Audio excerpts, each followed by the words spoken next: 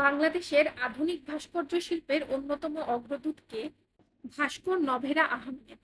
তিনি জন্মগ্রহণ করেন 29শে মার্চ 1939 সালে এবং 6ই মে 2015 সালে 76 বছর বয়সে মৃত্যুবরণ করেন। নভেরা ছিলেন বিংশ শতাব্দীর প্রথম দিকের বাংলাদেশি আধুনিক ভাস্করদের মধ্যে অন্যতম।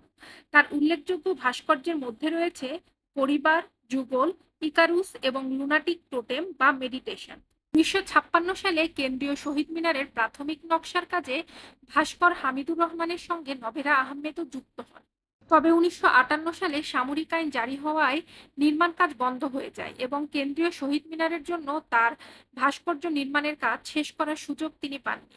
1961 সালে তার চাইল্ড ফিলোসোফার ভাস্কর্যটি বেস্ট স্কাল্পচারের পুরস্কার লাভ করে, আর 1997 সালে তিনি পান বাংলাদেশের দ্বিতীয় সর্বোচ্চ বেসামরিক সম্মাননা 21শে পদক। শিল্পকর্মের সবচেয়ে বড় সংগ্রহ রয়েছে বাংলাদেশ জাতীয় জাদুঘরে। তাকে নিয়ে হাসনাত আব্দুল হাই লিখেছেন নভেরা নামের জীবনী উপন্যাস।